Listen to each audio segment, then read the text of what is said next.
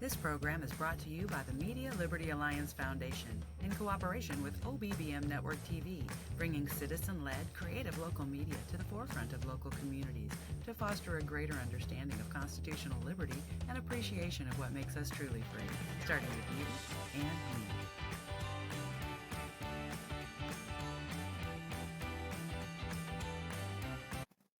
Make sure to like and subscribe to the channel. That way you're updated each time fresh content comes out. And thank you for being part of the Zach Ratliff Show. The Zach Ratliff Show is sponsored by Mortgage Financial in Texarkana, Exceed Health Clinic, Elmwood Custom Goods, and Church on the Rock, Texarkana. That's churchontherock.org.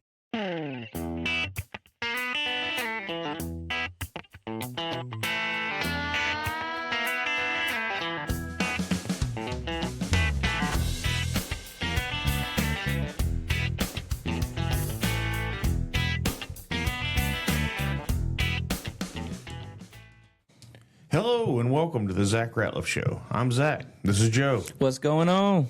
All right, man. We're back at it. We're back it's starting at to be it a regular thing now. I enjoy it, man. Thanks so much for bringing me back on. Give me a place to come talk about all this stuff I'm learning. Yeah, dude, it's fun. I'm enjoying. Not that I'm enjoying seeing what you're doing. Yeah. I don't always agree with it, Yeah. but I don't have to. Yeah, you don't have to. That's the beauty of it. And that's what's crazy. And that's what we were just talking about. Is I'm okay with hearing other ideas. Yeah. That if we're, especially we do a lot of politics on this show and all that, if we're going to uphold the freedom of speech thing, you can say what you want to say. Right. Now I can look at you and say, your mama, if I want to, but Then we might come across the table. yeah, that's exactly right. And still, that's freedom. Freedom, Especially in yeah. Texas, you declare mutual combat. we can go out in the parking lot. But that's the reality, right? Like Yeah. we can, if you can't have these discussions, I don't know. And some people I get aren't comfortable of it. And you and I do a lot of talking to a lot of people, so Man. maybe that builds in a level of comfort. But man, I appreciate the conversation. I appreciate where we get to in that, and it's not like we're in this like, oh, I can't stand that guy. Like, no, we get along. Oh yeah, me and you get along for sure, definitely. That's what a lot of people don't get about. I don't know. I think a lot of people don't really understand. Like even what I'm doing, I'm just, I just decided to go learn about the thing that was like a huge part of my childhood. I was told a lot of things and was brought up a certain way, and then as an adult, I broke from it a little bit, and then decided to go look at it again and see, okay, how much did I know? How much do I really know? And just started digging into it, and that's just kind of where it's led me. But people think I'm out here, trying to fight them and all this stuff, which I love a good debate. Don't get me wrong. I love a good debate. Well, you had me on your show to debate, and we did want to be forever. I mean, 3 hours. Yeah, 3 hours recorded or something. 2 hours recorded and 3 hours in the studio. Yeah. And that's fun and all, but that ain't what this is. This is a conversation on here's what I found, and I find it interesting. I find history interesting, and then I find where man inserted himself interesting too. Yeah, that's a big thing. Right? This is a big thing into this. So, we're going to talk a little bit today about. I want to think about getting from the New Testament writers' pen, or I don't even think they use pens, but getting there from what they wrote originally, like the original autograph, to it getting picked in the canon, and then possibly we'll talk a little bit about how it gets to like your Bible right there. Yeah, which there's a lot of steps. Absolutely. There's a lot of steps. And I'm curious, like even for me, I was a youth pastor at one point, even like my peak time, what I thought was my peak learning at the time, which I know more about the Bible than I ever did before. But like at my peak time, I thought like, what did I know about how the New Testament was formed, how they wrote it, how it got to where it got. Yeah. And I was like, man, even when I would preach every week, and I couldn't have told you the answer to these questions even remotely. I guess I thought it kind of just, I don't know. I think a lot of people maybe feel like it and it just, instead of, all these letters that were compiled together. And then, then you get the different councils that come together. Then you get, why is the Catholic Bible different than the Protestant Bible? And then, so you get the Apocrypha, and there's a lot that goes into this. So anyway, let's jump into it. Let's do it, man. So how do we get from the New Testament writers to the New Testament in the Bible? Now, what I want to do today is walk through how the New Testament became the New Testament. The Christian movement starts before there is a book, which is interesting, right? Well, I mean, it has to, right? Because the book comes after the movement, and it takes years for the book to happen. Oh yeah. So Jesus is crucified. Then the believers start the movement, and there's the time that we're, like I said, we're somewhere between AD 30 and AD 33, and then between AD 30 or AD 33 to about AD 50. Christianity is mainly Jewish, mainly Jewish, and they're a sect of Jews, right? Yeah. And on the outside is Paul, who converts probably about 3 or so years after Jesus. Right. But then, like if you look in Galatians, Paul seems to go somewhere for 3 years, like disappears into Arabia. In Acts, it's a little different. It seems like he may just go straight back. It's hard to, those two are different when you analyze like Paul's story in his own words, and then Acts, it's a little interesting, but I don't want to get stuck on that. But so anyway, so what Paul is doing on the outside is starting to preach to the Gentiles and starting to, which was a big deal. Yeah, because if you got to think, if there was no Paul, then the main church in Jerusalem would have kept being the biggest deal. Mm-hmm. And, everything that was centered in Jerusalem is about to come to an end. Right. By the time we get to AD 70 or 70 AD, it seems to be easier way to say that. Right. When the temple gets destroyed, everything that's based in Jerusalem at that point is done for. Right. So if Paul didn't spread out, we would miss that, and that entire deal. Christianity wouldn't have spread. Well, and what I want to reference to is the historical context around this is Jewish. There was a lot of oral history, oral tradition that's passed down. Right. So the story spreading verbally would not have been uncommon for the first however many years. Also, there weren't printing presses. About 50, yeah. So anyway, I just want to throw that in there. Right, yeah. So we get to Paul, who writes what most people think is the first New Testament writer is Paul. Okay. And people think that it's around AD 50, around that time. Right. Galatians, when he writes about Galatians, he says something about the meeting that does take place, and people think that meeting took place at AD 50-ish. Right. And it's the council where they do finally make the decision we have to let Gentiles in without them converting to, like getting circumcised, getting right. That's where it's like, hey, you don't have to do that. Right. Well, here's the thing. If they don't make that decision, Christianity also doesn't grow. Right. Because if you think you're going to convert the world, you're asking 30-year-old men and 40-year-old men to go get circumcised. Yeah, brother, that's not going to spread like you think it is. Just on a whole different level, that isn't moving. Right. So there's lots of things like there was arguments about Sabbath. There were arguments about meals. Yep. Arguments about like circumcision. There was arguments about how Jewish does a new convert have to get. I was just looking. You talked about meals. It's Acts 10:9 through 16 is all about food and what you can eat and how. Well, Peter has this vision, but the thing about Acts. Here's the thing about Acts. If we're talking about this first part, when you first read Acts, I'll just ask you a question. How many years do you think Acts covers? I don't think it's that long of a time frame. It's like 28 years. Oh, is it? Yeah. So okay. that's something cool. That's something really interesting to think about. And it was I guess I had never thought about that. I'm like, I don't know, not that long, but 28 years. Yeah, it's something that you, which makes it make more sense. Yeah, all this is taking place. Yeah, it didn't just all come down and just like. And when I read it, I was like, oh man, this is like an action, bang, bang, bang, bang, bang. And then I realized the dates because I was like, well, when is this council? Because the council is a big deal. Yeah. And because that's when at the first like 17 years or so of it is literally just Jewish people. Absolutely. And then whatever Paul's doing on the outside, and so that council is a big deal. And I didn't realize, I just never realized that until I realized that Acts was long. And we go all the way to where Paul's eventually in jail, and and it's interesting that they don't write the end of that story. No.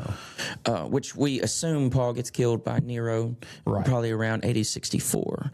So, which there's a lot of conspiracy around that. That's just fun that you can't. Yeah. I'm sure you've gotten into some of it, but you can't. That's the thing. We first, just like last time, we have to kind of say at the beginning, like none of us know for sure what happened in the first century in Judea or in surrounding areas. Right. And I think that anybody that says they know for sure I think that's more of a faith claim, right? Right. Yeah, you can go back and all, it doesn't matter how much research you do.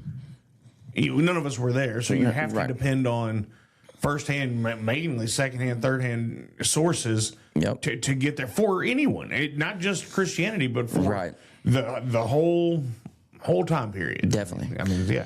So nobody knows, but we're trying. So we're piecing all this stuff together. We think Paul writes first. Galatians mentions the council, puts us somewhere around AD 50. Yeah. So Paul's the first one, and most scholars think Paul's the first one. Probably First Thessalonians was probably the first book of the New Testament written. And Paul's just writing. Paul's letters are occasional, which means he's writing to people for a specific reason, right? And so if he's writing to like Thessalonica, he's writing to solve some type of issue, to uplift them, to go through things. If he's writing to the church of Galatia, then he's writing to fix some type of problem. 1 Corinthians, 2 Corinthians. Like just a side note, scholars tend to think that 7 of his books are for sure by him, and there's 6 of them that are really highly debated. Even if we look at just the first 7 that they think he wrote, it's clear that he's pretty much the first one. Now it's interesting to think about if Paul writes before the Gospels, which most scholars think, it's debatable. All this stuff is debated. So anything I say today is going to be debated. Well, and I want to say this too. I don't hold myself out as a biblical scholar, and you know that. Right, yeah, neither do I. No, I know. And I'm just a guy that can read. Yeah. I try to think logically, not that I always do, and just enjoys the conversation. So anybody listening to this, like, I don't know. Right. But I know what I believe, and then that's what we're talking about. So, and that's where you get into is what's history, what's belief, what's tradition. Right. And that's kind of how this falls. So I don't want anybody to think I'm in here representing Christendom as like an expert, because I'm not. Now, yes, I'm not an expert neither. I'm just an enthusiast. That's right. But I do hold Jesus as the Savior of the world, right? And I believe that firmly. But and honestly, if we're going to be 100% transparent, I don't believe there's, and not that you're trying to, and I don't want anybody to think that either. I don't want anybody to think you're trying to deconvert anybody, because you're not. No. It's just a conversation about. But it's okay to question some of this stuff. Yeah. And so, but where I was going before I saw that, because I didn't want people to think you're trying to, win one for the devil or something. Yeah. Is I don't know that there's anything I know there's not anything you can say that could make me not believe in Jesus. Right. But there's a lot of things you can say that make me go, oh, Acts is 28 years. Okay, I didn't know that. Right. So I think we can be open about that. Yeah, that's the thing. I think if people should at least look into the history, think about the debates about time frames and things like that, because I do think it is. I mean, you could just say, I don't think about this stuff, I don't worry about this stuff. And I think that that's also fine. But I do think there's like a richness and like context and stuff. If you think about, well, how did these get from here to here? How did this book get wrote? Who wrote this book? There's books like 2 Peter that are like, even the early church fathers was like, yeah, this probably wasn't from Peter. Right. You know what I'm saying? But then those things make it into the New Testament. So it's interesting. But okay, so where Paul writes his first ones, the ones that were debated are the later ones. So which ones are from Paul? Which ones? So I can tell you it's these are the ones that are not. It's easier for me to start when they're not. So 1st and 2nd Timothy, Titus, 1st and 2nd Timothy, Titus, Ephesians, Colossians, and I'm missing one. But and so everybody, I'm not texting. We're just looking it up. Yeah, you have to pull the list. I was trying to do it off the head, but because I know 1st and 2nd Corinthians are good. I know Galatians is good. I know Philippians is good. I know.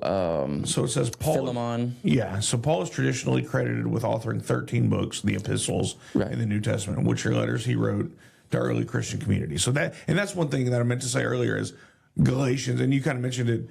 Was going to Galatia, Philippians, where these are letters to these people. Right. Yeah. Hey, a lot of times it's like, hey, you're screwing this up over there. Like, and there's specific things, a lot of times, like that's why Romans is probably longer and why it's more interesting to a lot of people is because he hadn't been to that church yet.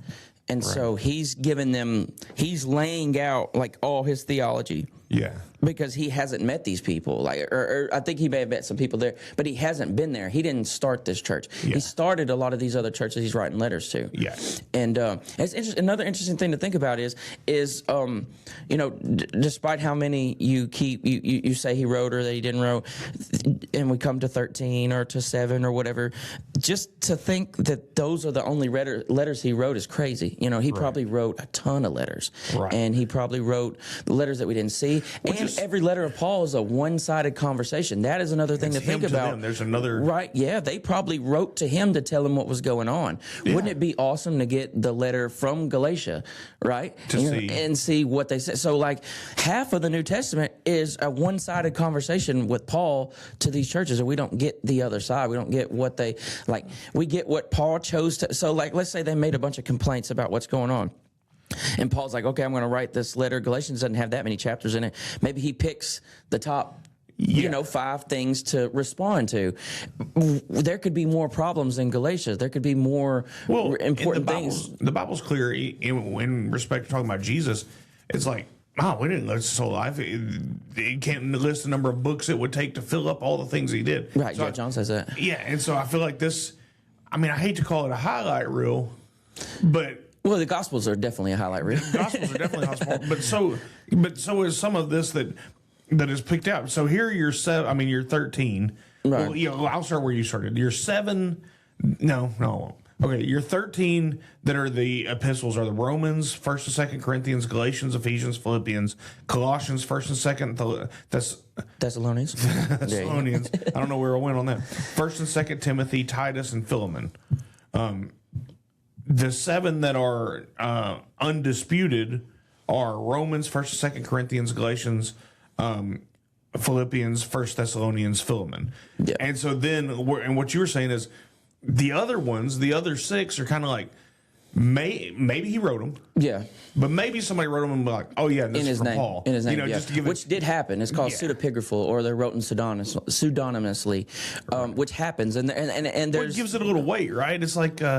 when you signed a note home from school for your parents' name. Yeah, definitely. Yeah, and it seems like the theology changes a little bit. There's clues in some of these books. He's writing different. He's using words he never uses, which some people say like, oh, he could have just learned new words. And sure, right. But how it talks generally. Yeah. So these are the reasons why. And like the pastoral epistles, which are 1st and 2nd Timothy and Titus, those seem to be written at a time where in a way that talks about how the church is structured that doesn't happen until after Paul dies. Right. So Paul dies in AD 64, and we kind of know the structure at the time, but based on Paul's earlier letters and traditions, that this is how the church structured. It was more like meetings and houses, and there was, and then then we get this letter from the letters from 1st and 2nd Timothy and Titus, that the pastoral epistles, they're basically teaching you how to structure a church. Right. It's like, they say, wait a minute. Yeah, so the scholars say, well, seems like that was maybe written in his name later to help establish some order into the church. You got to think about this. The way Paul writes in those first 7 letters, it's very interesting. If you zero in on the 7 that are undisputed, you can kind of see Paul in a different light. Paul is thinking... It seems like he's thinking like the world is about to end, like it's all over right now. Mm-hmm. And so the debate is, since the end didn't come super fast, like right afterwards, as Paul got older, before he dies, does he write these new letters where he starts to kind of change his thoughts on things and to where to set up, like, okay, like I might be dying actually, and I might not make it to the deal. So we should start focusing on like the structure of the church. I want to call it Jewish tradition, but I think, held that when Christ came, the Jewish people thought Messiah was coming as a warrior, which Christianity holds that he is the second time. Right, the first time was to establish a church. The second time he's coming back. Well, according to Revelation. Yeah, right. So that's the difference. So they thought he would be the downfall of Rome. So where does Paul go? No. Yeah, he's heading to Rome. Yeah. This is we're about to burn it down right here, and here are the things, and so so it makes sense to me that he goes to Rome. He's thinking, hey, this is going to happen. We're going to write these letters. We're going to get everybody ready. Well, he doesn't go to Rome until he gets imprisoned. Right. So he never is like a free man in Rome from what we know. No, but as he gets there, and then as he sends letters there, and as he sends letters to the Gentiles, I guess what I'm trying to say. Yeah, Gentiles. That'll be a better way to... Yeah. And so, but he thinks it's about to happen. I think so. I don't know, you probably know this. It is written that, we're supposed to act as if Jesus is coming right now. Yeah. And so that was his expectation, that he's coming right now. Yeah, there's words that Jesus says, stuff like, you'll in this age, and this generation won't pass, and Paul has similar things like, the dead will rise in Christ first. If you look at that verse, he's saying like, and the rest of us that are here, like we'll come after that. Like Paul was thinking, I got a fun one for you too. I'll be here. So that's another thing to think about. Does Paul ever have this moment where he's like, I'm getting old, I keep getting in trouble. Right. Are they going to kill me before Jesus comes back?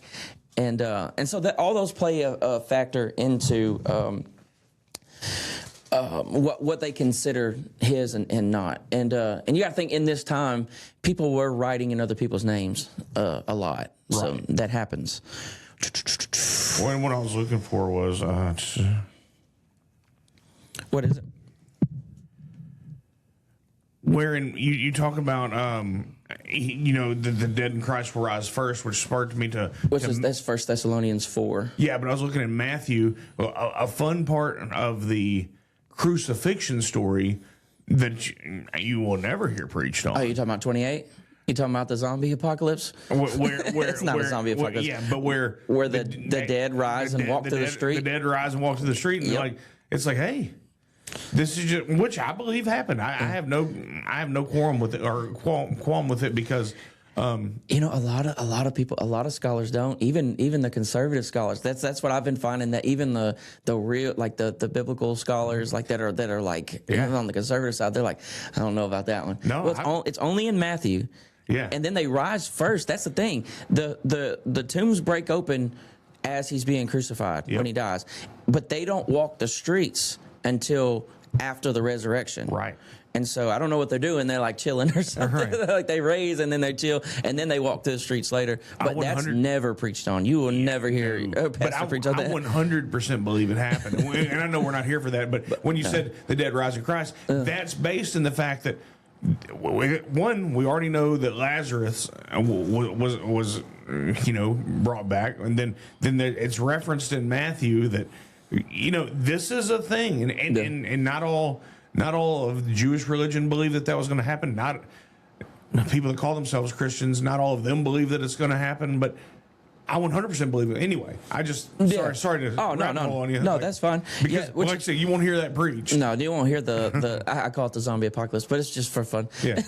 But yeah, the dead people walk through the streets, which I don't know. There's no history of that outside of the Bible, right? Which there's no history for a lot of this stuff. But all right, so we're here. We got Paul. We kind of talked about the letters. Anyways, if Paul dies somewhere around 64, you have the other letters like 1st and 2nd Peter, 1st, 2nd, 3rd John, Revelation. Some of those are thought to be later.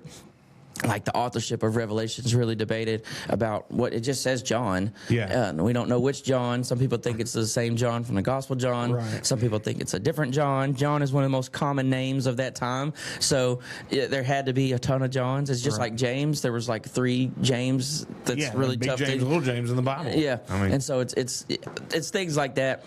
James and Jesus is actually the same word, and so they have to like differentiate from that. Right. And him and his brother have it's complicated. And so if Paul writes before the Gospels, it is interesting to think about one thing. Is to think about. Have you ever thought about how much Paul says about Jesus' life? No. But not very much. Right. So, and this could be the fact that the letters are occasional. And, when Paul writes, he's writing to solve specific problems. Right. But we do have letters like Romans where he does lay it all out, and we don't get very much mention of Jesus' life. Paul never mentions the virgin birth. Paul never mentions never really talks about miracles. Never talks about like, one thing I wish Paul would have done is maybe explain some of the parables. Right. That might have been the dude to like, hey, this is a parable Jesus said. Even Jesus didn't explain them. So maybe Paul's like, who am I to? Maybe so. It is interesting though that we don't get very much of Jesus' life. He speaks on he seems to know that Jesus was possibly betrayed. And that's the thing, you gotta think, but Paul met with Peter and James for like 14 or 15 days after he converts. Now, whether he does that immediately after he converts or if he waits 3 years before he does it, that's, like I said, that from the beginning, that's hard to tell. But, and so they would have been able to exchange about, however long they hung out and however long they talked about it. But Paul immediately leaves again and goes out. And Paul, if you read Galatians, it's very interesting. Paul keeps on saying over and over and over again, I did not get this from the apostles. I did not get this from the apostles. I got this from God. Because you have to, and that's where I was going. And that's why he says that, because if you believe the story of Paul, who was Saul, then it was divinely inspired. He didn't need to. Well, he definitely said he didn't. Right. Yeah. Right. So the biggest thing he says about, if you get to chapter 10 in Romans, right? Chapter 10, then you're going through that. Chapter 10:9, or chapter 10 verse 9, he says, if you confess with your mouth Jesus as Lord and believe in your heart that God raised him from the dead, you shall be saved. And then he goes on in 10:10. For with the heart man believes, resulting in righteousness, and with the mouth he confesses, resulting in salvation. That's it. When he's talking about Jesus, that's what he's bringing it all back. That's it. Yeah. I mean, that's where he's trying to point to Jesus, trying to point to the way it works, but I think he feels like, hey, I don't have enough time to get to write about like what Jesus was doing while he was alive. Right. Yeah. It's interesting. So he's writing. Then we get the Gospels, right? So we have all these other letters. Some of the letters take place after the Gospels. Most people most scholars put the Gospels being written between 65 and like 100. Right. With Mark being the earliest. It's debated whether he wrote at 65 or even a lot of people more outside scholarship would place it later, and then you have to get into the debate like, well, every Christian's going to want it to be earlier and every non-Christian's going to want it to be later, and you have to take all that into account. That's the thing about, like, if you're going to try to be like an historian or think about these things, every time you read something, every time you listen to something, every time you think about anything that's coming from somebody else, you have to think about what bias is this filtered through. It's just like you trying to like analyze political news or something. You can't just be like, the guy I like said this and I believe it. Like, you have to think like, why did he say that? Republicans too, so I'm like, these guys are lying too. So I would, I would use that same type of that same attitude you have, and I would put it towards a critical scholar, like a liberal scholar, and I would put it towards the conservative dude too. And I would say, why does he want this to be earlier? Why does he want this to? Why does he or she want this to be later? Right. We got to think and try to factor that in. Even when we're looking at this, like, okay, these were written sometime after. You're not using that as a negative towards it, other than if I'm going to write about stuff that I know that's happened. Like if I'm writing a book or a letter or whatever about everything I've seen, I'm not going to write it the next day. Right. I'm going to go. Of course, if you're John, if you're John, you're really taking some time, right? Yeah, John. John's just put way 40 later. years on that baby, right? Which I think could also be that Jesus didn't come back as fast as they thought, and so as they all got older, they were like, hey, it's time to write this down. Yeah, that could play into it. Like I said, for me, like we get into the gospel, like last time I went on my whole spiel on Matthew and stuff. I'm not convinced that that's who wrote it. I talked to Cole for 3 hours. Me and Cole talked for 3 hours. I didn't watch the whole thing. I watched parts of it. Yeah, well, this the new one. It ain't out yet. Oh, okay. And so we really talked about it. The newest one. Yeah, the newest one that's not out. That was the same day you talked to me. Right. Yeah, that's going to be a little bit. It's going to be 2 or 3 weeks. Oh, okay. Because I have I backlogged a bunch of. I've watched pieces of your last. No, this one's good. Okay. And I'm still in my same spot even after talking to him about it, which I like his points. Y'all did that when you left here. Yeah, that was the next thing I did, and. So like Matthew, like I mean, me personally, I don't think it was the disciple Matthew, but that's the debate is either Matthew wrote it or somebody else wrote it. I don't think that if Matthew was an eyewitness, he copied Mark and all the whole thing I went through last time. It doesn't matter. So I'll just give both views as we're working through the gospel. So there's the traditional view that's been passed down through the churches that Matthew wrote Matthew and Mark wrote Mark and Luke wrote Luke and John wrote John, and then you have a lot of scholars that don't feel that was because and if you want to like think about that, maybe go watch the last episode me and you did for sure, and you can work through that and make your own decision. We spent some time on that. Yeah, for sure. And so regardless, in about that time frame, and some people try to do earlier, Cole tried to go earlier on me for the deals, and that's that's just what happens when you debate about things from the first century, you know. And so they hit paper, right? And we get back to where we started. The Gospels hit paper now, or papyrus, and that's why they don't last. So the original copy of any of these deals would be called the autograph. Yeah, and that would be the original. Now we don't have any originals from the New Testament at all, right. And that would almost be impossible. You know, that like they could find one day, but you know, as time they won't, but we just haven't seen one. Yeah, as time goes on, the chances actually get lower and lower and lower because of you know it's been 2,000 years. That's what makes the Dead Sea Scrolls so amazing. They're like, oh, you found some of this. Yeah. Right, and they found a bunch of Old Testament stuff, and you know, there's only a percentage of actual Old Testament stuff in the Dead Sea Scrolls. There's a lot of other stuff in there that's like a way higher percentage. But you get Isaiah. Yeah, Isaiah, that's a big one. There's the Isaiah Scroll 1A. It's a big thing, and it was Wes Huff got in trouble because he said that it was word for word on Joe Rogan, and then there was a big thing because it's not word for word, but it is close enough to be like, wow, that's cool. Well, and we can go there on.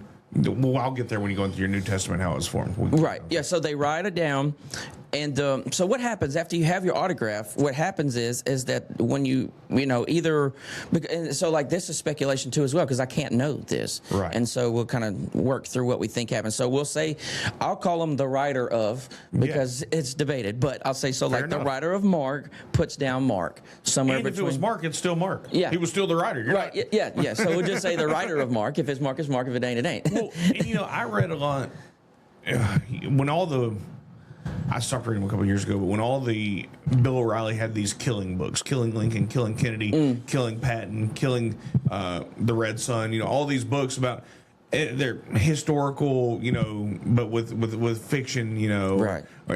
And they all say, Bill O'Reilly, but then when you read it, it's Anne Martin Dugard. Yeah, I actually listened to a dude that guy on a podcast. He was like, "Yeah, I'm the one writing the Bill O'Reilly books." I was like, "Oh, damn." Yeah, and so I'm just saying, in current times, it says Bill O'Reilly, but we know Martin Dugard's doing all the research. He's putting it together, and Bill O'Reilly's coming in like, let's add this, let's add that. Yeah, put my name on it. Let's sell some books, baby.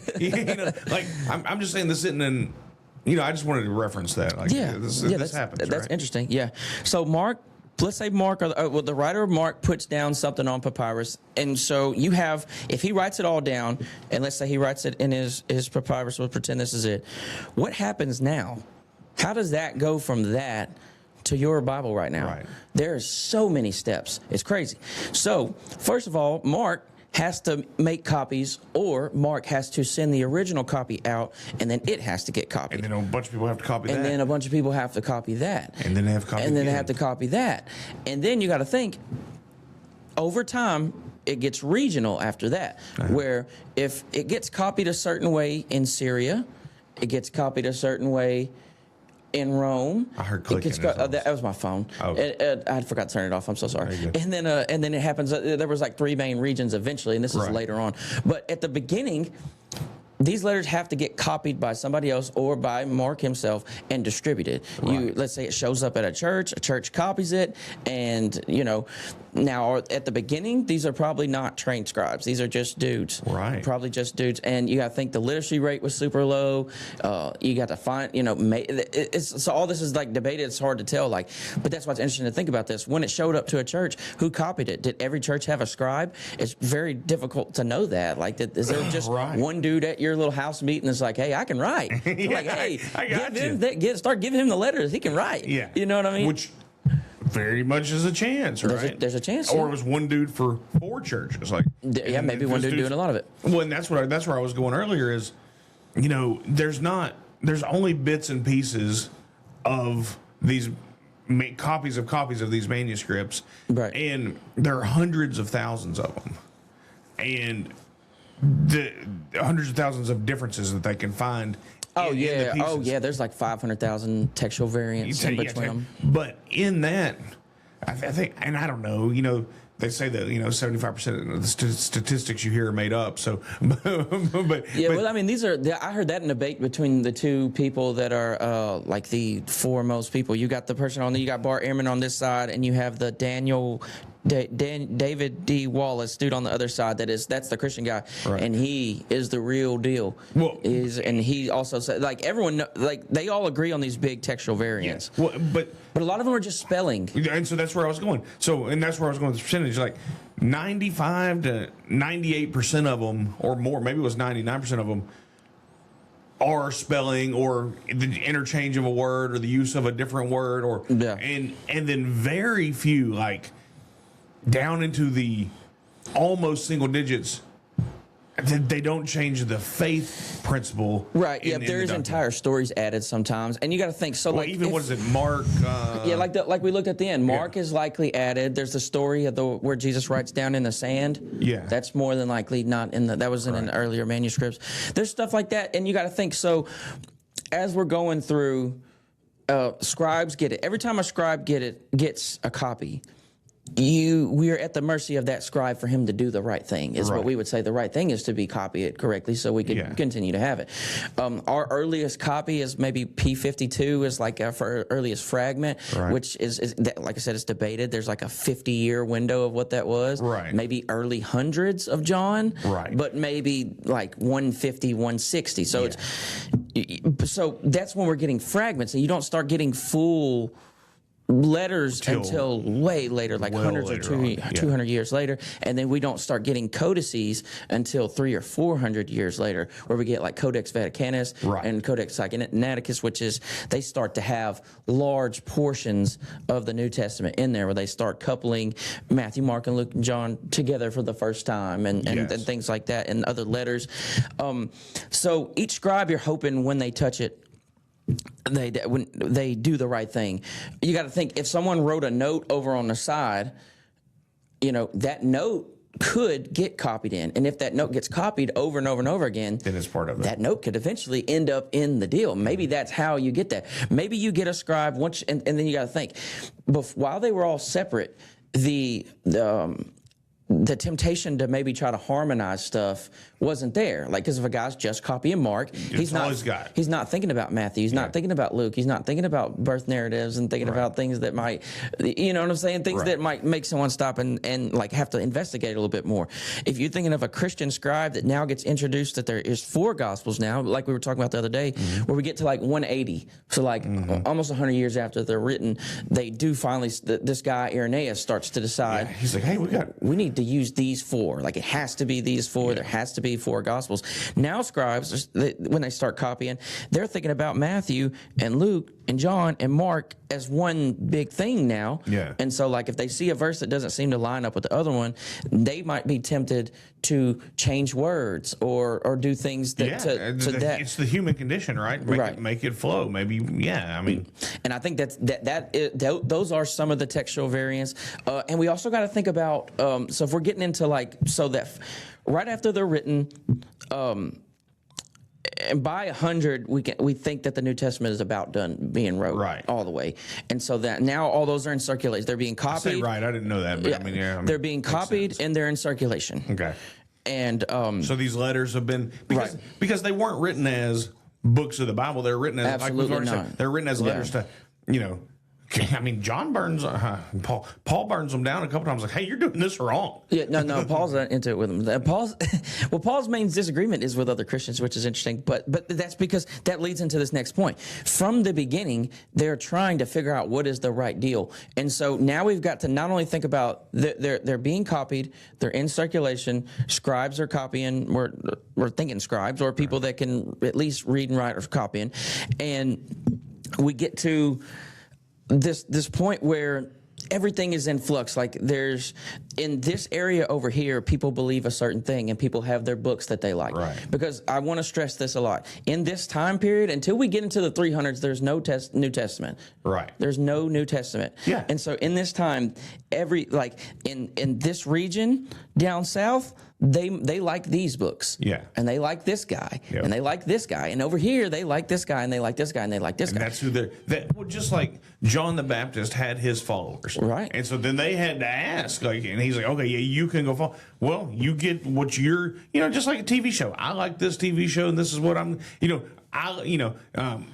even with back to the news reference, I like CNN. That's what I'm going to depend on. You like Fox But do News? you? No, I don't. I don't. Fox News too liberal for me, buddy. Yeah. I like Fox News. I got this, and there's some wacko that's like, I like MSNBC. Yeah. but whatever. But that's where you go. Yeah. That's the same thing happening here, correct? Right. And so once time goes, you I do like actually Scott Jennings at CNN. Yeah, Scott Jennings is he's hardcore. over time you start to get what's called textual families, and so these are where they start to form, where it's like down here their copies are starting to be copied in a certain way that kind of jives with what they like, and Right. their copies over here. There's like 3 different main regions Yeah. that the textual families start building, and what happens is new versions of Christianity are popping up everywhere. Right. And even early on there was this it never was just one version, except maybe in the very very very beginning. Right. And yeah. so then you have like right after Jesus, there's the first sect of Christians. yeah, and they're still following Jewish law. These are just Jews doing regular Jew stuff, Yeah. and then believing he's the Messiah. Jesus was the fulfillment of that. But so there's all these different groups, all these different this and that. Then you have people start popping up like Marcion, Yeah. like I can't think of his name right now. It starts with a V. Anyways, I was just laughing different. because you said regular Jew stuff. It just made me Well, back in the time, Yeah, no. It's, first century Jewish stuff. yeah, no. And so that's when you looked at me. That's what I was laughing at. I just found that funny. No, not 21st century Jewish stuff. You weren't being derogatory. Just No. the way you said it. Yeah, my bad. I was talking about first century I Jewish got things. you. I got you. Maybe I should word that better. So we have people start popping up. We have Gnosticism popping up. We have different versions of Christianity popping up, and the word orthodoxy starts to get stronger, where they're trying to decide what is what, Right. because all these and there's different books that don't make it in eventually that are in highly circulated, just like these other books. So we've got circulation and copying, circulation and copying, circulation Right. and copying, regions grabbing the ones they want, individual churches using the ones they want. There's no list.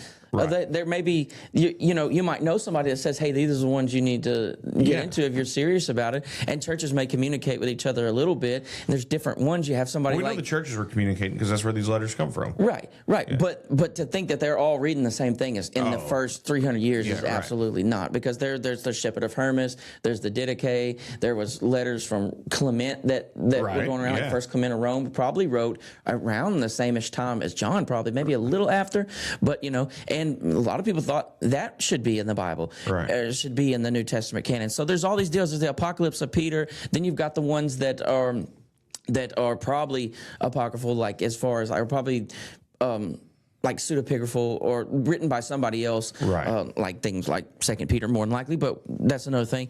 And you get to thinking about all the different factions and all the different stuff, and then orthodoxy is trying to come up in the middle, where you have these people like Tertullian, Irenaeus, that are saying... And I'm shaking my head. I've heard some of these names, but I can't, I'm not... Yeah. Like, Well, oh, these yeah, I are know what they every one call of these early guys. church fathers, Yeah. and they're fighting against these people. So, like Irenaeus versus Marcion, it's big beef. It's about because Gnosticism believes Jesus is something, Right, but not the same thing, not- and they don't believe not God. that God is the Old Testament God. In Gnosticism, they believe that the person that created this world is the demiurge and like a lesser God, Yeah. an imperfect God, and that's why the world is not perfect. Which is sometimes I'm like, damn. Yeah, right. Wow. So there's all these different things, all these different areas. I just want to highlight how crazy it is in all the different regions and how long it takes to get there. And I'm not saying this is against anything. This is not like you're that. this is is what just happened. like literally and if you get And to, if go ahead. my fault. But if you get to a point like where we do start getting lists, it's very late in there, and there's specific reasons they want these books in, because this is the orthodoxy, right? Right. And then by the time Rome gets involved, then it's time to really start picking it. Like one thing Constantine does, like I do think people give him too much credit for what's happening, but at the same time, one thing he does do is once he has his vision of the cross while he's fighting, and he comes back and he wants to turn, Rome. Because up until then, Christians were killed. I mean, they weren't. I mean, In some time periods, but like I've done a lot of studying into the persecution stuff of it. It's not all the way through, and Christians were just considered annoying in some places because they were an annoying sect of the Jews, right? And the Jews were more feared. The Jews get it worse than Christians do. That's why the temple, exactly. We'll show right, you. We should have said that as the Gospels were being written, the temple gets destroyed, and so these are more than like. My opinion, these are guys outside of Judea writing about what Jesus did at that time. Yeah. And so they're writing to, and you also got to think who they're writing to. They're also writing to people that just experienced their world be crushed. Right. And Jesus didn't come back as fast as they thought. Right. So like, because they're like, okay, the temple's gone, but he's coming back. He's about to hammer you. Yeah, so now we need, but that's another thing. So there's lots of different versions, lots of different stuff going on, and there's infighting. The Christian leaders, like the one thing that really shocked me about reading the Church Fathers, because I was told to read the Church Fathers, I read the Church Fathers. Everything's a fight. Everything is because they are fighting their hardest to get to orthodoxy, to get to what they consider the right deal. And so all that plays a part. So Irenaeus is always into it with somebody. Tertullian is always into it with somebody. Right. You have people like Origen. You have people like Justin Martyr. You have all the people. You even have people like Tatian. Tatian in the beginning, this is how we know that people realized that the Gospels had differences in them, like very early, like 170 early. 180-ish, 190-ish, 170, somewhere in there. Tatian creates something called the Diatessaron, and it's where he takes a portion of Luke, or no, the Diatessaron is where, never mind. The Diatessaron is where they take all four Gospels and he merged it into one story. Right. My bad. I almost got two stories mixed up. And this is just the summation of all four of them together. Right. Yeah. And so, like, when he got to a point where it seems like maybe they do something here, they say something here, he just made a decision. Right. Yeah, he was just like, okay, well, Jesus said this here, like, because there is times like maybe there's like even little things sometimes where like Jesus say, and one he'll say take a staff, and the other time he says don't take a staff. So it's like at that moment you have to make a decision. Right. It's like, okay, well, I'm just going to write in they took a staff. Yeah. But so they use the Diatessaron in one of the regions, I think it was Syria or maybe they used that for like 5 centuries, like 4 or 5 centuries, and that was their deal. And so we don't get the I'm rambling, but we don't get the New Testament lit. What time? How am I doing on time? 8:47. Okay, so how long are we into this? 46 minutes. Okay, cool. Okay, I'm fine then. Yeah. We don't get that list until 367, Athanasius Easter list, where he finally puts out. That's the first time we ever get a list of the 27 books of the Bible. Yeah, here are the 27 books we're going to use and hold as New Testament. Right. And so then you have people, even like the Eusebius guy that I brought up last time, the early church father Eusebius, that's was said to write the first Christian history, right? And he sets back to go write about everything that happened. Yeah. And like I said, he's the one that I got into when I started looking at the birth narrative. Yeah. But anyways, he has something that's very interesting. He created this list of of accepted, disputed, and rejected letters. Right. And this is around the time that, because he's writing in the middle of the 300s. And just to show you in the 300s how in flux all this was, I'll list you off the things that were, the books that were disputed, because this is the most interesting. Okay. We have James, yeah, Jude, okay, Hebrews, yeah, 2 Peter, yeah, 2 John, 3 John, and Revelation was still disputed. Yeah, Revelation was actually put. He put them on both, which is interesting. Which makes me feel like he was so on the fence he didn't know what list to put it in. So he put Revelation on accepted and disputed. Let me clarify. It's accepted as canon. There are a lot of people that have a lot of questions about Revelation. Yeah. Should be my better way of putting it. Right. Now I have a super hot take on Revelations that nobody ever likes. That's a Christian, but I don't think it should have made it in the canon, because here's what there's a very real case to be made about Revelation not making the canon. In the 300s, it's still disputed. Right. There's like I said, there's churches that aren't using Revelation. Some people are like, there was early church fathers that were nervous about it. They were like, hey, people are going to take this and do this. And what kind of foreshadowing of these guys be like, hey, this could be dangerous. And then you like flash forward to like David Koresh thinking that he's like the fulfillment of Revelation and stuff, and used it to, to what happened with David Koresh. Yeah. So it's the most misinterpreted book of the Bible. There's more denominations have broke off because of Revelation. If there was no Revelation, Christians would agree more because it's the one that they can't agree on. And I think it's interesting talking about these letters and this sects and stuff. And I keep sects. You know what we talk about. No, and I keep thinking, not that it's disputed. Well, I'm going to say this. Hold on. My filter's kicking in. No filter. Don't let it get you in trouble. There are still different sects of Christianity. Right. Right? Because even with what we hold as canon, well, I don't like that interpretation, or I don't like this. So this is something that, was happening in 80 AD and 180 AD and 300 AD, but in 2026 AD, still happening. It's still a thing, right? And so in my mind, I'm like, this is the only reason this has stayed together as long as it has is through the inspiration of God, because we've been trying to tear it apart for 2,000 years. No. Maybe so. I would say that the inspiration part would be sketchier for me. I would say that if the inspiration part was that powerful, that it would actually do that there would be less denominations and there would be less people going different directions with it. You know what I mean? Because I've been told that I can't read the Bible and get the true understanding. Like, people love to tell me that. They say, well, you have to have the Holy Spirit. The Holy Spirit has to show you. And I'm like, well, why isn't he showing the people to not have 40,000 denominations? There's 40,000 denominations. I don't know if you know that. Oh, I did not know that. There's like 40,000. That's real intense, Yeah.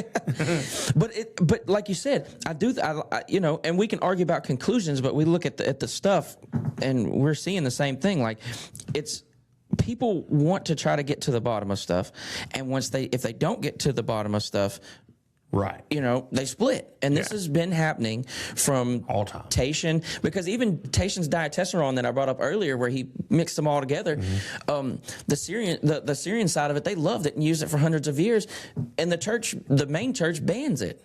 Right. I'm like, hey, dude, no, don't do that. Now you're isolating a whole group of people that are still following the message that you're proclaiming. And so, copying wise, at this point, it gets once Rome gets in charge and Christianity merges with Rome, copying starts to become it gets a lot more stable. You got to think, the person that has the power of scribes is basically like the person that has the printing press first. Right. So once you get into 1,000, whatever, 14, 12, 13, 14, and you get into some of these monks and some of these monasteries, that's when it's like a... Oh yeah, it's like a factory. It's super stable by then, right? But still, you're depending on. You might have a room or 3 or 4 guys in a room doing. But they're going letter for letter. But you're still depending on now. In some of those, if there's one wrong, they're throwing it out. But I mean, right. By the time we get to there, so like in Rome, once the scribes get on board, they have the power of the scribes. It's just like being able to print stuff now, because now the Roman officials can just be like, hey, copy this, copy this, copy this. And so they have the power. Whereas at the beginning, the Christian churches were just like, hey, get Leroy in the back. He knows it, not Leroy, but, get Rebel Leroy. He can kind of write a little bit, copy it. And, so over the years, you have people like Leroy in the back of the church copying it. And then all of a sudden you have this empire with the power of as many scribes as they want to start mass producing it. And so you start getting codices and you start getting a lot more stable version. Right. The thing is, like, what did we lose in between the original? Right. The original and the first 200 years. And I think that's how we get down to, okay, we've got 4 gospels, because this is the summation of it. We've got, this and this and this, and turn my phone aside. No, it's okay. I think that's how we get there, and that's where you get these councils, and because they have to say, okay, because even this is not little, so they're like, we have to narrow this down to what actually affects our faith principles, and that's how I think. That weighed into it somewhere. And like even if we look at Eusebius, a third of the New Testament was on his debated list. Right. But eventually they have to just make the decision. Yeah. And the Athanasius guy is the one that puts out that first deal. Hey, these are the ones you should use, and that kind of catches. And once it catches, that kind of just like everyone that's like, hey, if you're with the Roman Church, like this is what we do. You know what I mean? This is where we are. And this is where we are, and this is how we do it. Yeah. Christianity owes a lot to Rome, even though. Well, really, everything to Rome. I mean, they're the ones that killed Jesus, and they also were the ones that made sure that it had the highways for it to spread, and then the language for it to spread, and then they make it their religion, for their whole country. So. Without Greece, without the Greeks, and you can say Alexander the Great's conquest of the known and unknown world at that time, which then, through the fall of that, then you get Rome, and then some of these lands have already been settled, and then you get the roads. I mean, it's pretty heavily dependent on there. It's a big, long way to get there, for sure. So I think people, like a point I want to make, I think people go too far, like some people go too far with Rome's involvement in how Christianity turned out. Like, because you got to think, if there was a bunch of different Christianities, but now we do kind of have one, but even those are branched off in three, like Eastern Orthodoxy, Catholicism, and Protestants. Those are the three big ones that are out that have made it all these years. But even then, I'm trying to think of what I was saying. What was I saying? It was a good point too. Well, I've got a one-off when you think of it. Okay.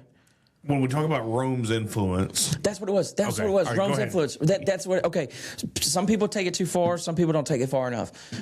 I think it's in the Christians' interest to downplay how powerful Rome was and what got out. Because if there was that's what I was saying. If there was a bunch of versions of Christianity, but Orthodoxy does come out, you got to think that is the one that won. Yeah.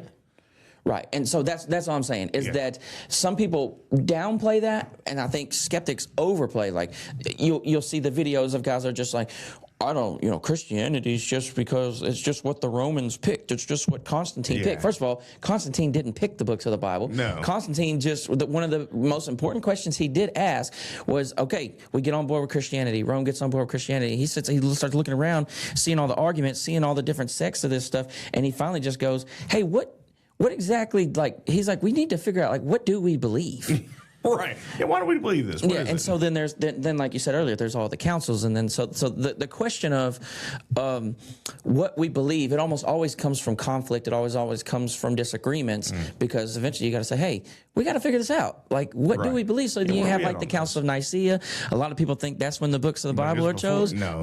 Yeah. They were mainly arguing about the Trinity there, because they were like, good luck figuring that one out. But I don't care how much time we have. There's going to be argument on that. But which side note, believe in the Trinity. I think that's just like one of my favorite quotes about the Trinity is like, if you feel like you can explain the Trinity, you don't understand the Trinity.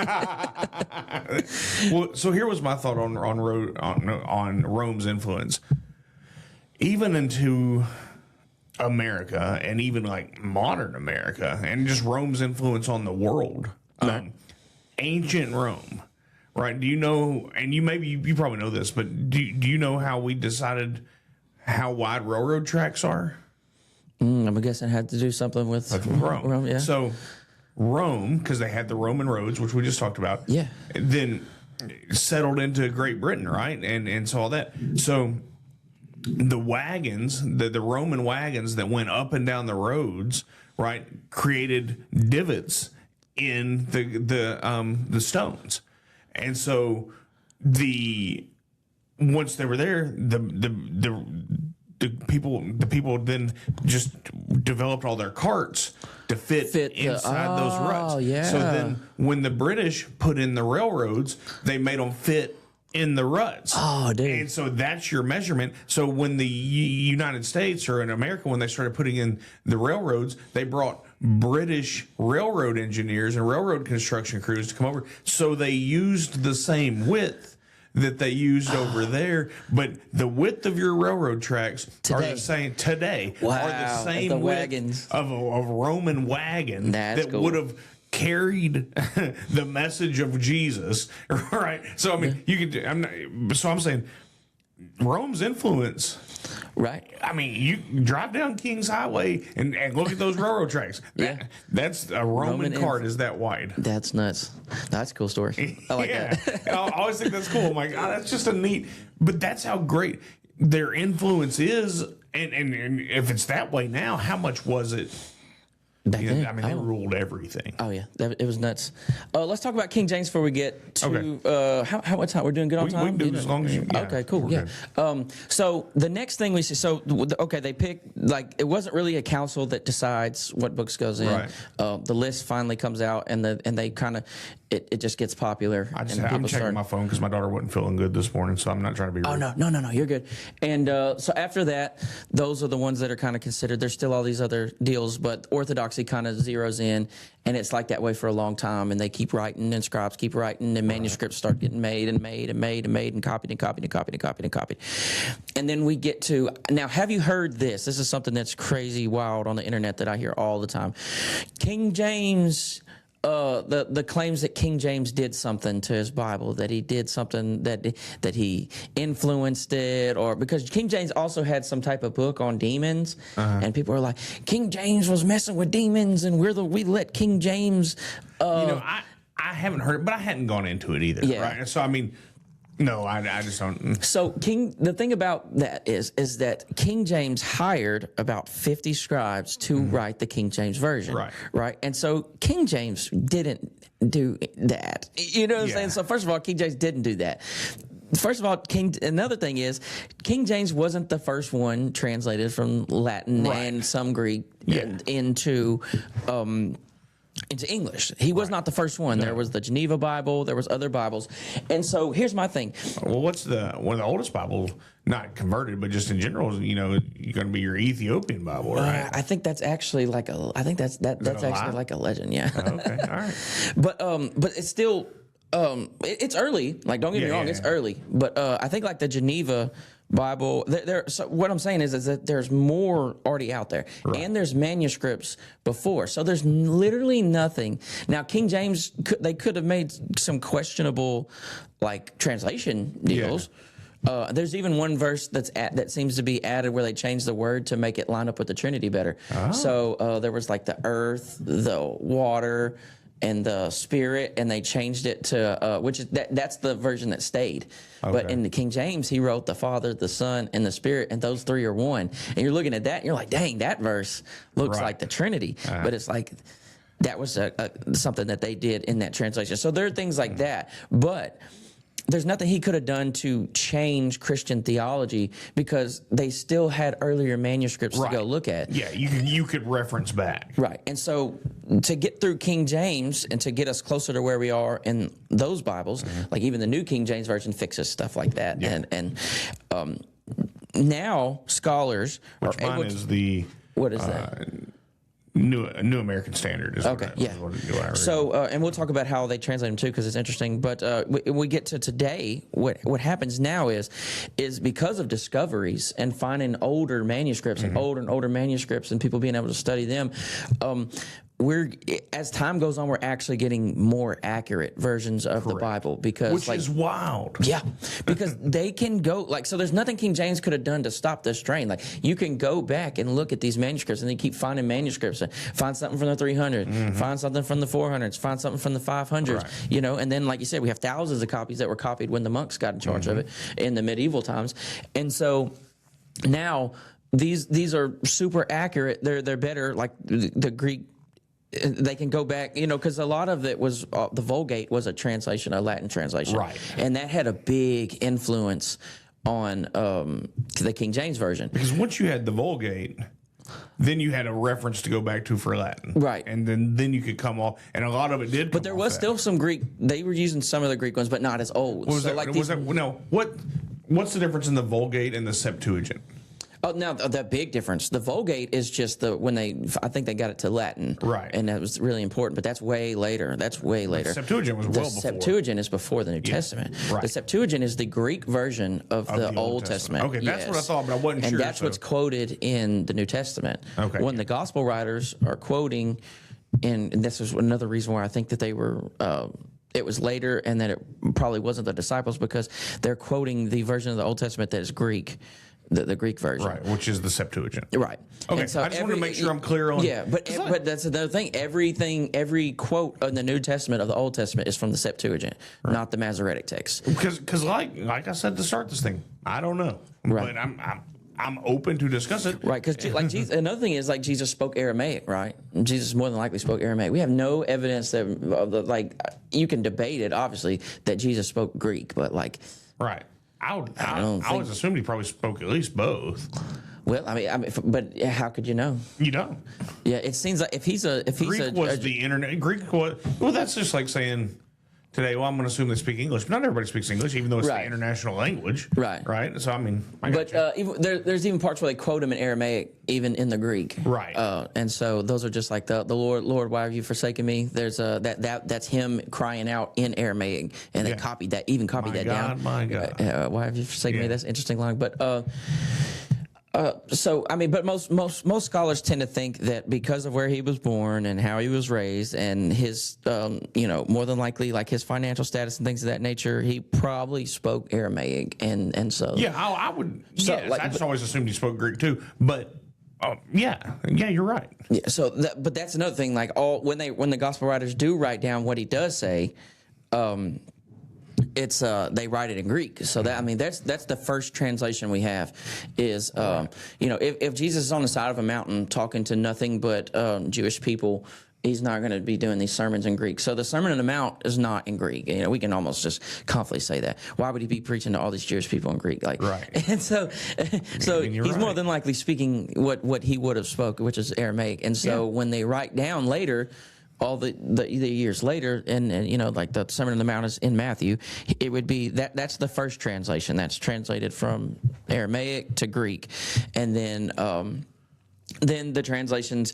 That's another thing to think about. As we go through all these things, translation does matter even today. So when they sit in a room and they make a new translation, I was listening to Bart Ehrman was talking about how he was brought on, and he was even for one of the translations. It's crazy. It's not just Christian people doing these translations of your Bible. Yeah. It's scholars that because they're trying to get the true right. I mean, there's a lot of credit that goes in there because you hear people like, "Oh, it's been translated so many times." Like, oh, the translations now. You can get to 300 or you can get to 5 and say, how did this all get put together? But when you come to the translations, they're trying to be as accurate as possible. They're trying for sure. And so this lady, it's like it's like one of the new American standards. So, no, that's when but anyway, she was on there. What they do is they get in a room and they go word by word. Yeah. And basically they like vote on it. Yeah. And they don't move to the next line, to the next word until everyone agrees. There's like the lady that he asked he asked the lady he was interviewing, she also was a part of a team. That is the New American Standard. They do some of that, and right. And sorry to interrupt you. No.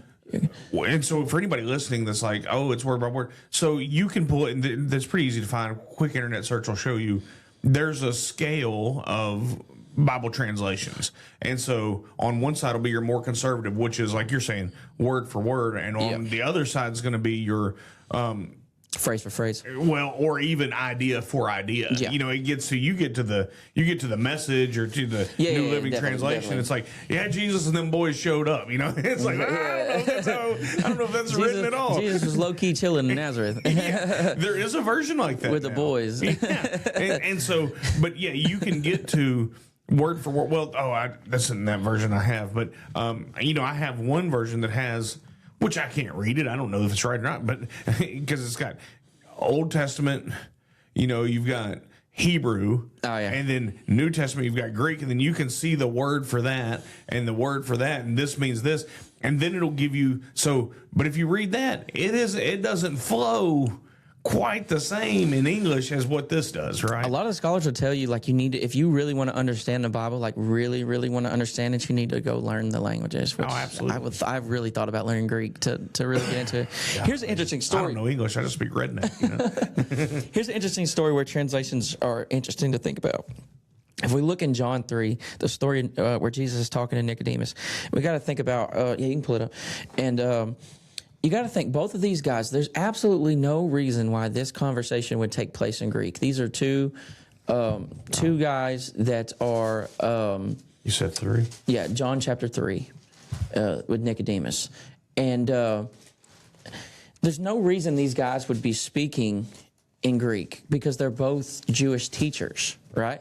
And so the conversation would almost have to be in Aramaic to make sense. And yet there's a word play being used for Greek. He says, because the word born again in Greek can also mean from above. Right. And so when Jesus tells Nicodemus, you have to be born again, and he goes, and this is where he says the classic line, he's like, what, you mean I have to like go back into or come back out from my mother's womb again? Do you see so it? you read that for me? You're in chapter John 3, verse 3. Yeah, read that Jesus for me. answered and said to him, truly, truly, I say to you, unless one is born again, he cannot see the kingdom of God. And Nicodemus said to him, verse 4, how can a man be born when he is old? He cannot enter in a second time into his mother's womb and be born, can he? That right there? Yes. So think about this. The word play there is that Jesus is saying you must be born again. And because the Greek word can also have that different meaning for that word born. And so he's thinking, how can I be actually born again? That doesn't make sense. Explain that, Jesus. The problem is that conversation couldn't have took place in Aramaic, because the word born again wouldn't have made him think that. Right. No, but it could have in Greek. What you're saying is, if they're having this conversation, it's in Greek. If they had that exact conversation, it would have had to been in Greek. But you got to think, he is a teacher. Jesus is a Jewish teacher. Right. Two Jewish teachers meet up and talk in Greek. Right. But Nicodemus is, he was educated. I would hold that there's a high chance Nicodemus. So you think that conversation was in Greek? I never considered it. I don't didn't think say so. that. I think when John was writing about that story, I think that John has the freedom to make the story better. Right. And so that's what I get from that. Because born again, he would never even say born if they spoke in Aramaic, which I'm thinking too. Because I ran this by Cole, and he was like, "Yeah, that seems to make sense."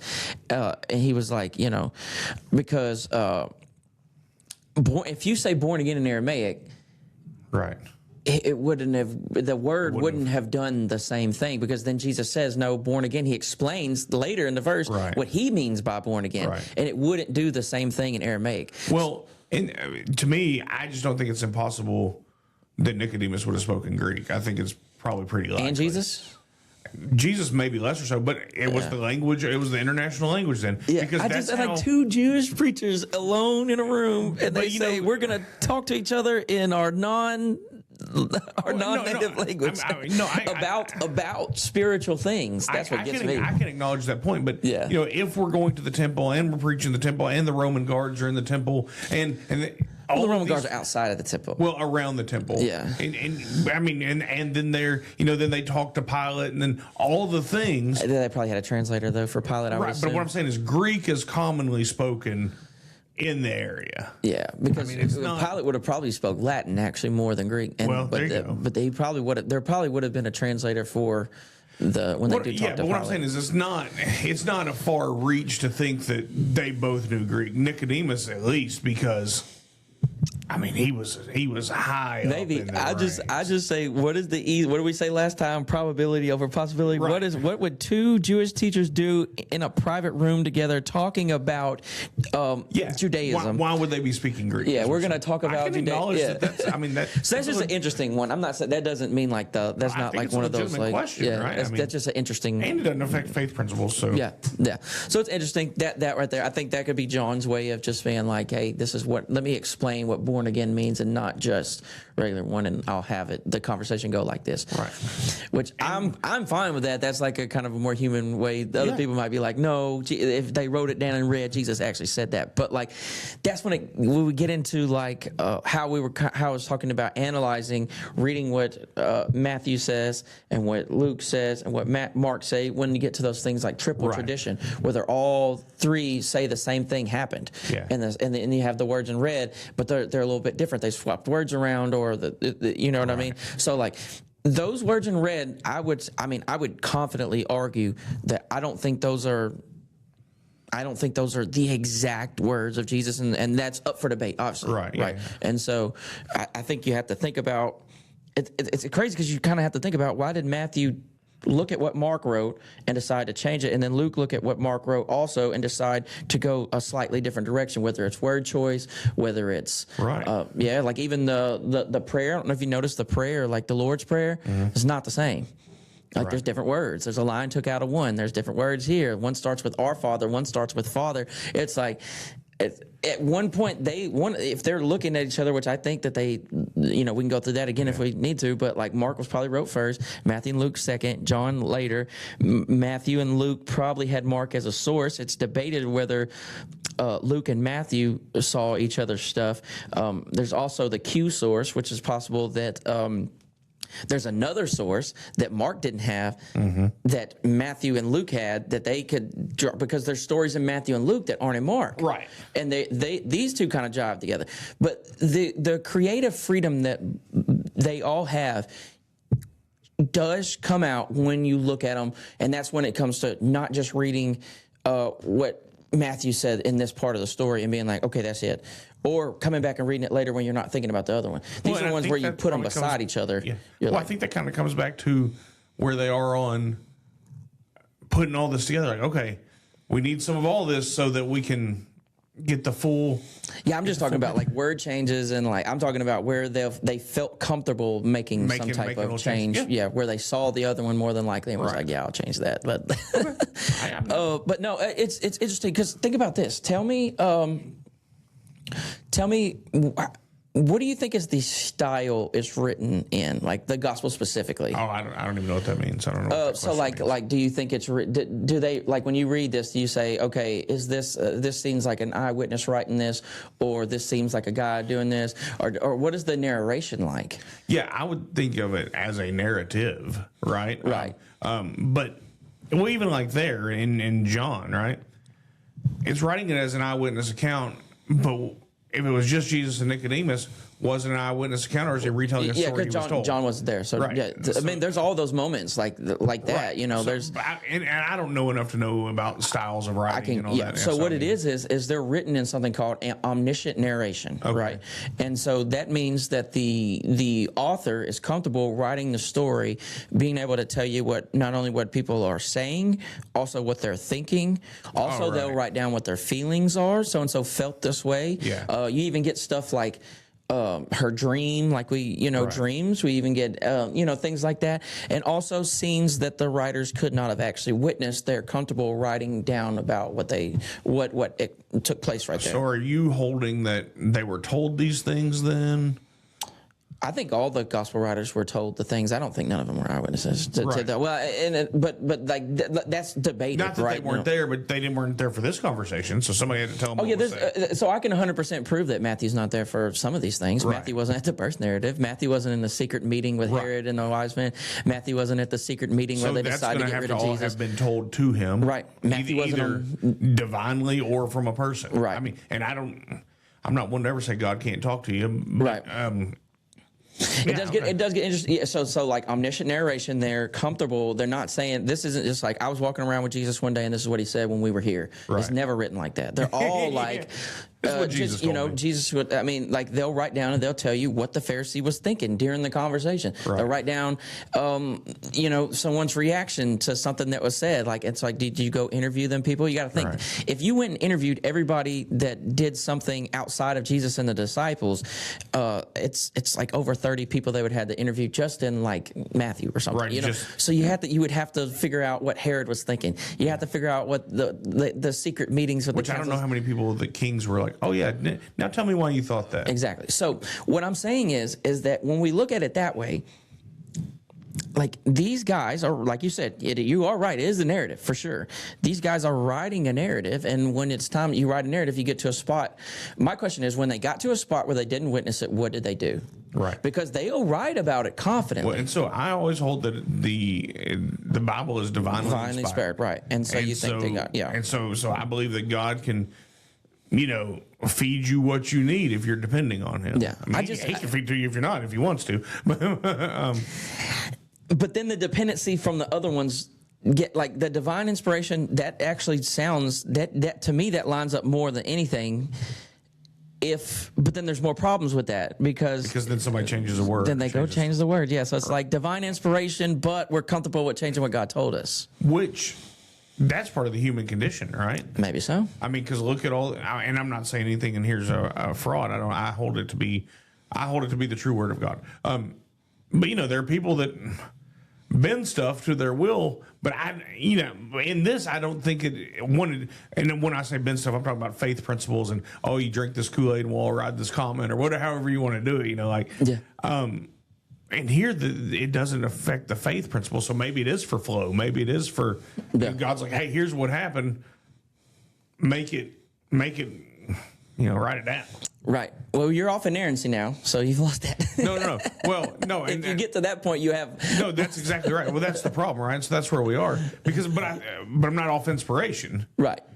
Which is a difference. Yeah. So the inherency is word for word. This is what God told you to say. Yeah, and like Cole's definition for him, he told me that the original manuscripts he believed were perfect, like the original ones, and I was like, well, we don't have those. Right. But and maybe that's right. So but I believe it to be the inspired word of God. Right. And so, and like we said, out of hundreds of thousands of fragments and pieces and mistakes we've seen, most of them are, spelling, word replacement, right, whatever. And then, so you got 99% of them. But then when it gets to the true faith concepts, there are very few that attack each other. I don't know how to say that. Go against each other on the faith concept. So that's a very deep conversation that takes a lot of. Yeah. That would be that's going to take me looking more into it and then like bring in specific examples. Yeah, but no, it's interesting to see it come from them writing it. And then copy circulation, different sects, different arguments, different deals, orthodoxy fighting. Rome eventually gets involved. It's a neat conversation that, that's why I started off with saying I don't know, right? Me neither. I don't know neither. I'm willing to say that, but we ought to be able to have these conversations and not hate each other. You and I get along well, so that's once we already said that. But that's why we can do this, because it's like, all right, let's talk about it.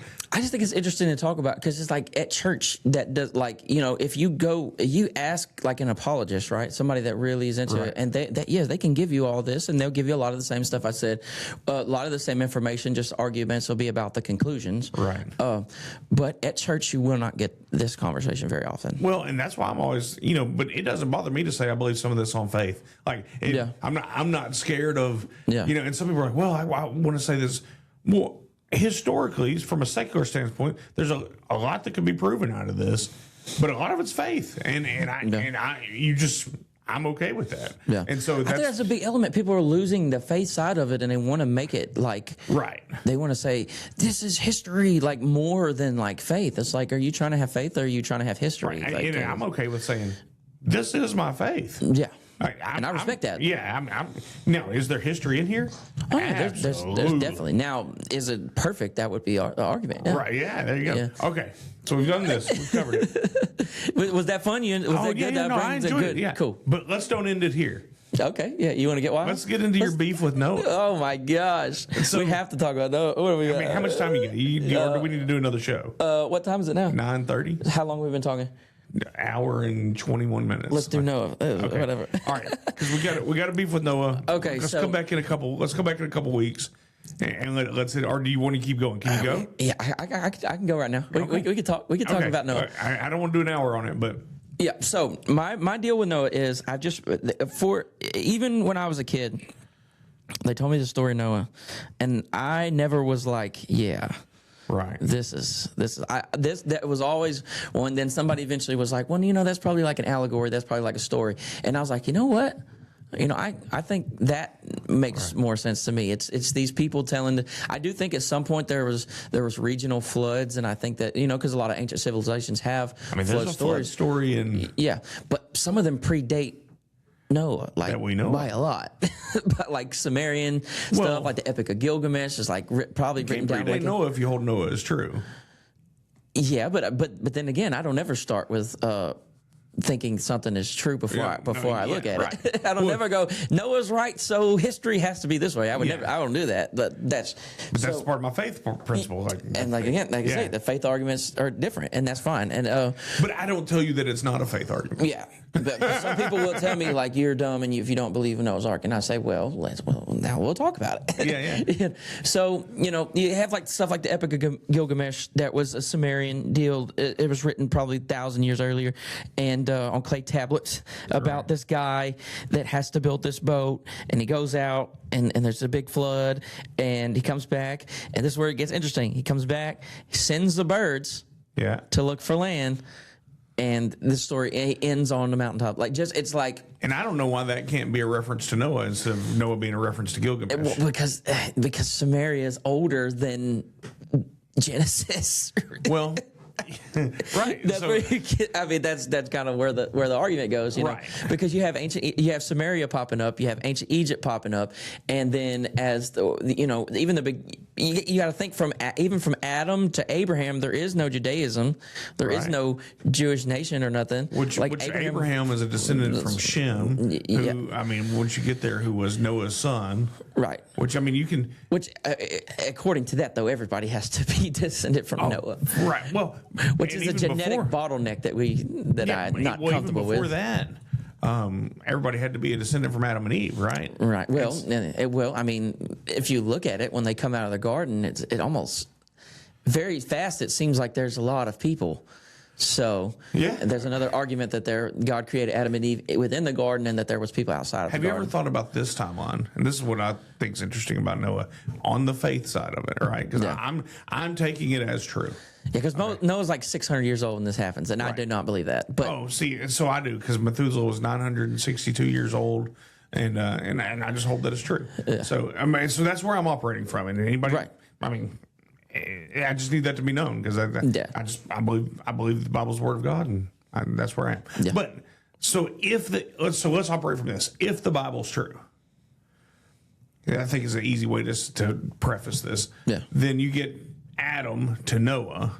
Well, Methuselah, who 900 years old, how old did Adam live? 800 years or something like that? Adam was like 900 when he died. Was he 900? So Adam knew Methuselah because Methuselah was in the line of Adam because he had to be. And then Methuselah's Noah's grandpa. Right? Yeah. So, I get it. If you don't believe, you don't believe. Yeah. But so all the history that gets to Noah. Right. It'd be like talking about your grandpa. Yeah, or your Noah's at the Tower of Babel too. Right. If you gotta be. Right? His son too, because his son lived to be 600. So. Right. And so then you get that. So then you come out of the flood. God's like, all right, I wiped everybody out because everybody was so bad. Yeah, there's 8 people left. Yeah, there's 8 people, which the daughters weren't from Noah. So then there's a little genetic disparity. But you're marrying first cousin. 100% that's happening. So you have to imagine on faith that God's like, okay, we're not going to let this be a problem yet. Yeah. And so then you get to, okay, now everybody's speaking the same language. Now all these people are building temples or pyramids or whatever. I've got to split this up. Now, the pyramids are older than Noah, but probably. But I don't know that. I can't say that. No. But if everybody was in the same group speaking the same language, and then God splits them up, okay, and I understand we're all working on faith and ifs, but that's where we are on the story of Noah.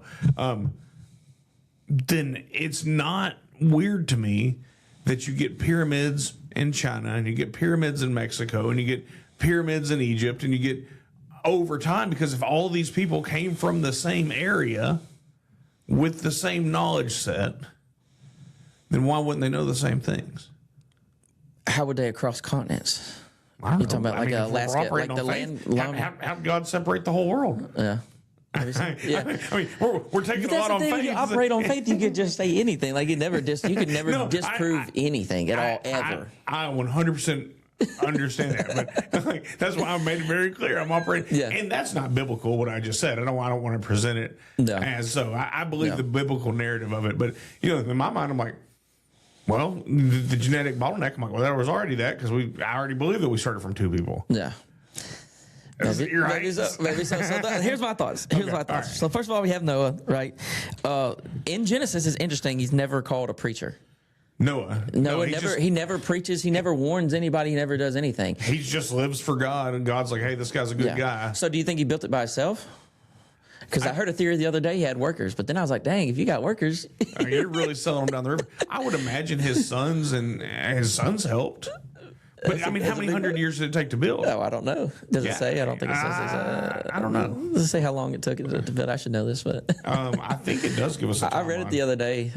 It could be hundreds of years, but even then, I just struggle with okay, so are you comfortable? Well, like I said, at this point, you're going to feel like I'm judging God, but at the same time, are you comfortable like?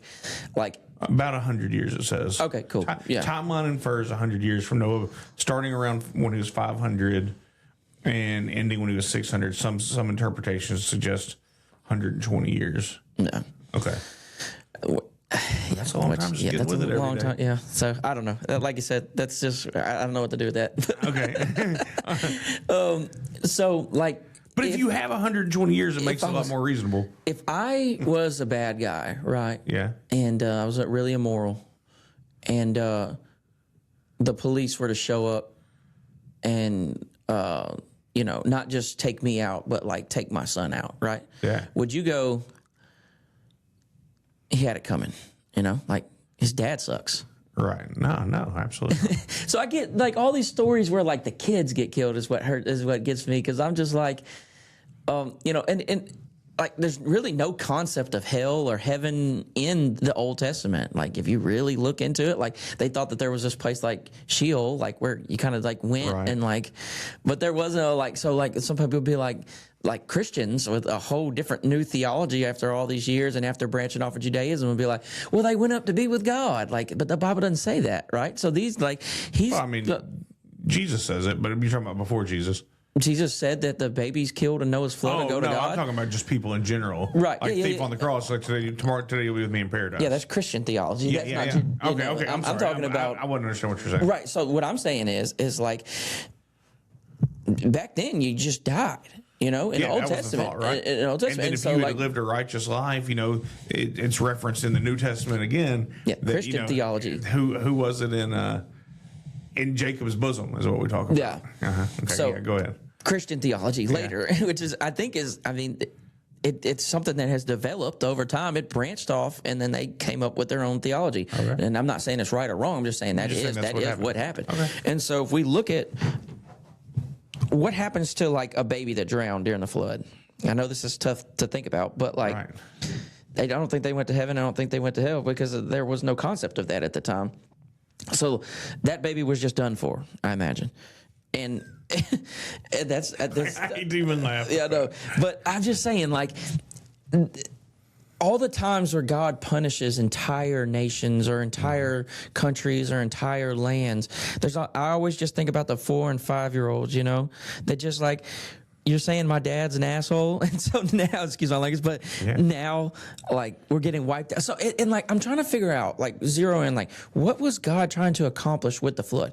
Because it isn't like he eliminated sin or nothing, because, it's with sin nature still passed through Noah, and when it didn't take long for the world to become a terrible place after the flood. So, what exactly did he do?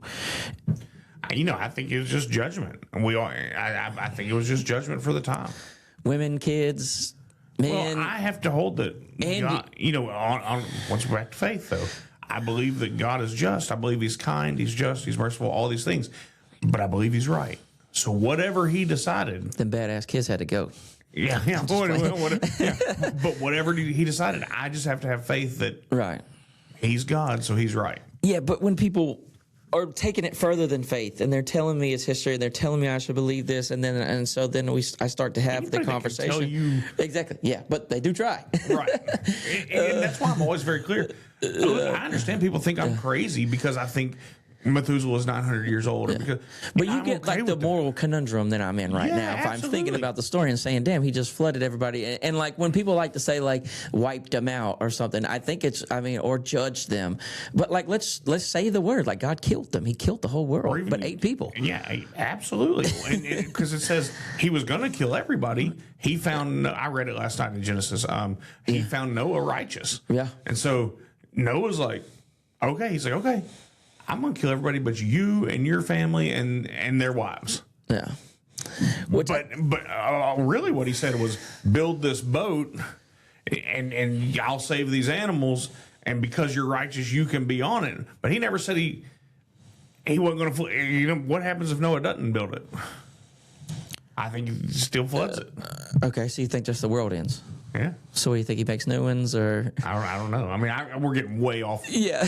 I don't know, but he never says he's not going to do it if Noah doesn't do it. Yeah. So, like, I heard a theory the other day that God put new people on so they didn't inbreed. Some people are really against the inbreeding thing of it, and so it's like I think it absolutely happened.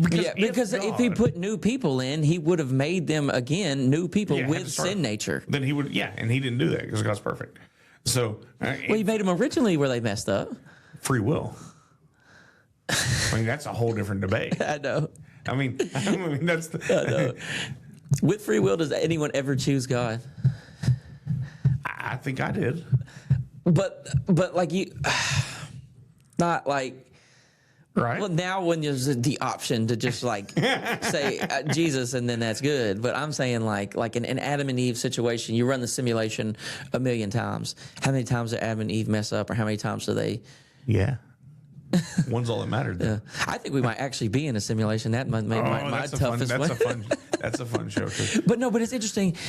Just my back to Noah. So like I get it. It kind of, this is kind of like, because even somebody said, well, it had to happen to foreshadow Jesus, and I was like, that the story, Jesus' there are judgment. people that say that. I don't know that. But what gets me there is just like another thing to think about. This is important to think about before we quit. But at the time of Noah, this is pre-Abraham. Yep. Pre-Moses. Yep. Right? So first of all, there's no covenant with God. Nope. There's no laws. No. It says Noah made a covenant with God, or God made a covenant with Noah. But not the rest of the people. No, I'm saying the world. Noah and his family. Yeah, but I'm saying the world. No. Yeah, I don't care about Noah and his family. He saved them. I'm talking about my point is for the people who didn't get saved. Yeah. No, because the covenant's only with Noah, right? Right. Yeah, keep going. I'm going to look it up. So what I'm saying is if there's no law and if there's no covenant, how exactly are these people supposed to live righteously? Well, if we're holding, and we're back to faith, if we're holding the timelines of the Bible to be true, then Adam would have told them where they came from. But you got to think of how spread out this is. People don't know Adam. Not everybody knows Adam. Have to. If you're, how could you not? Where's they spread out. People are living. Oh, I understand. But if all of Mesopotamia and even past that. If you look at the timeline, like the Samaria and Egypt, were they not as old as we think they are? Well, if we're going back to Noah, then it's a different world before Noah, right? Not physically. Yeah. But I mean, if everybody came from Adam, then how many kids and kids and kids? Because, if you're holding that Adam's 900 years old, we know that some of his kids are listed, but we don't know that, no. I mean, there's a lot unwritten there. And I understand, once again, I'm operating in faith and things I don't know and I'm not an expert on. But I just have to believe that if the timeline goes Adam, Methuselah, Adam's sons, then Methuselah, then Noah. And there are other branches. That Adam got thrown out because, what was your grandpa's name? Howard. And you probably know what he did for a living. Yep, the same thing I do. Yeah. Okay, right. Shout out to Teel Septic Services. Yeah, there you go. And so about it. Now, you don't know all the ins and outs of his life, but you probably know, you know where, you know what he did or does, and then you know probably where his came from, and you might know his parents' name. I don't know if you do. Foster. Right. Well, I know his dad. I don't know his mom's name. Okay, so Damn, I don't know my great grandma's name. right, and that's usually where all of us kind of start to. But if they're alive and still talking to you, then you're carrying down that oral tradition, which is very a Jewish thing, although Judaism wasn't. They're not Jewish yet. But you have that oral tradition. There's of all your these family. Tribes and all these other people and other gods and other areas that the Bible seems to treat like other actual gods at these times, like warring gods. Says, right? The Genesis 6:5. Then the Lord saw the wickedness of man was great on earth, and that every intent of the thoughts of his heart was only evil continually. Read the one about regretting making us. Which one is It it? should be near that. It's either above it or below it. Oh, yeah. This is number 6. Yeah. And the Lord was sorry that he had made man on earth, and he was grieved in his heart. And the Lord said, I will blot out man whom I have created from the face of the land, from man to animals, to creeping things and to birds of the sky, for I am sorry I have made them. So at that point, and that's what I was saying earlier, God's done with all of it.